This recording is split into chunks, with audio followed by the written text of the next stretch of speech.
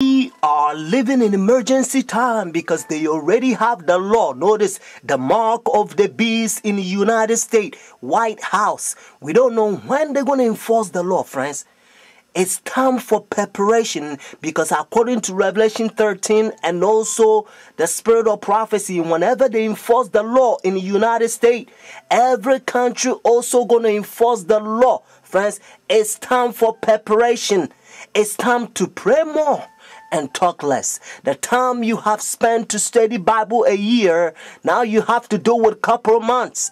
It's time to study the great controversy. Notice it will prepare you by the grace of God. The book, The Great Controversy or The Great Controversy is the same book. And also it's time to study Testimonies for the Church, Volume 5. If you can study also Volume 1 to 9, do it.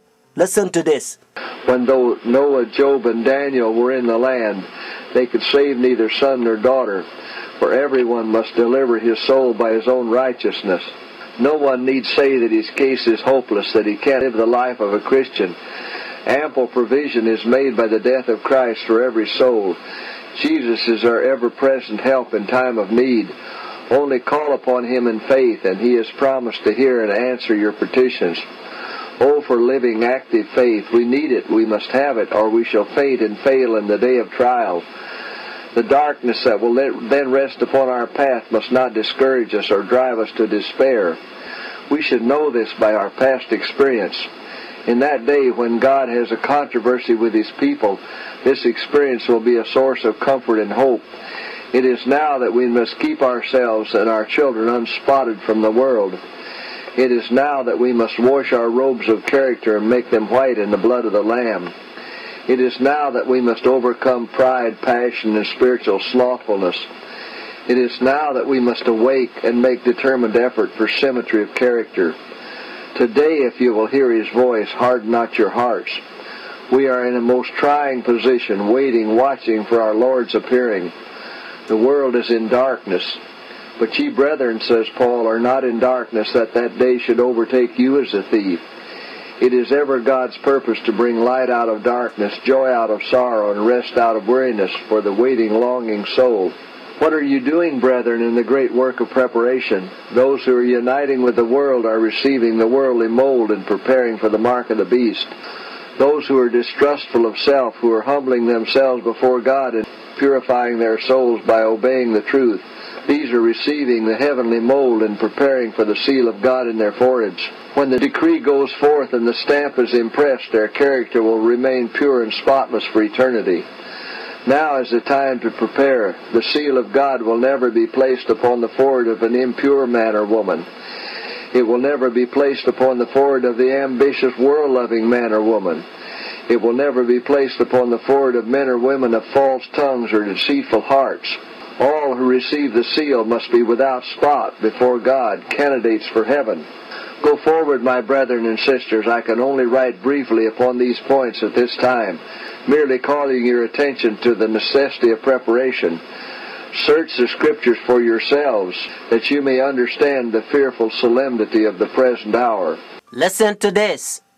God leads his people on, step by step. He brings them up to different points calculated to manifest what is in the heart. Some endure at one point, but fall off at the next. At every advanced point, the heart is tested and tried a little closer. If the professed people of God find their hearts opposed to this straight work, it should convince them that they have a work to do to overcome, if they would not be spewed out of the mouth of the Lord. Said the angel, God will bring his work closer and closer to test and prove every one of his people. Some are willing to receive one point, but when God brings them to another testing point, they shrink from it and stand back, because they find that it strikes directly at some cherished idol. Here they have opportunity to see what is in their hearts that shuts out Jesus. They prize something higher than the truth, and their hearts are not prepared to receive Jesus. Individuals are tested and proved a length of time to see if they will sacrifice their idols and heed the counsel of the true witness.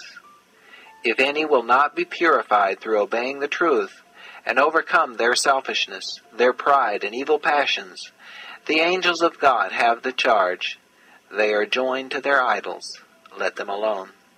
And they pass on to their work, leaving these with their sinful traits unsubdued, to the control of evil angels. Those who come up to every point, and stand every test, and overcome be the price what it may, have heeded the counsel of the true witness, and they will receive the latter rain, and thus be fitted for translation. Friends, the mark of the beast that they already have in the White House. Notice the worship issue that Revelation 13 says. And the Bible also helps us to understand that behind the scene is the devil. Because the devil is the one who gave his throne, power, and great authority to the beast, according to Revelation chapter 13 verse 4. So notice God is using the language and calling Roman Catholic Church the system, the one who's in control, or the one who's riding the horse, Pope, the beast. And they themselves, they says in their teaching, notice the book of Catechism, they says Sunday worship is the mark of authority. Notice, so if the Bible said the mark of the beast, means this power has a mark. And they themselves, and again, says Sunday worship is the mark of authority. And according to Revelation chapter 13, whenever United States enforce the law, every country will also enforce the law, and everyone who will receive their Sun worship day, they're going to have the mark of the beast. Whenever the law it's in enforce, now it's not the mark of the beast, according to Revelation 13, unless the law it's in enforce. God help us to understand that when we lift the banner, notice, of the 3 angels message, we have to preach the Sabbath, notice, more fully, friends, because if you spend the rest of your life and you're preaching any other gospel that is not the present truth of the hour, friends, you know what? Whenever they enforce the law, all the people that you waste God's time and his money and preaching them something different than what God told you to preach, those people, they're going to have the mark of the beast, because it's deception. That's why Revelation chapter 12 verse 9, Bible help us to understand that the devil will deceive the whole world. So preach the Sabbath more fully. Let them know that the Sabbath, when the sun go down Friday evening to Saturday evening, is God's holy day. Because if everybody's going to worship God on the Sabbath day, just like the Bible said, remember the Sabbath day to keep it holy. Nobody's going to say we came from chickens, monkeys, and alligators. What I mean is nobody's going to say they are atheists. They don't believe in God. The Bible said the 7th day is the Sabbath. And according to their calendar, if they look, notice, if you look your calendar, you're going to find out that a Saturday is always the Sabbath. Because Sunday is always begin as the first day of the week, friends.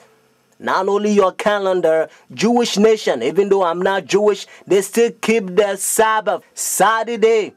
And also encyclopedia will tell you, those we're going to be saved in this last day, stand in the time of trouble, such as never was, friends. We are preaching the 3 angels message.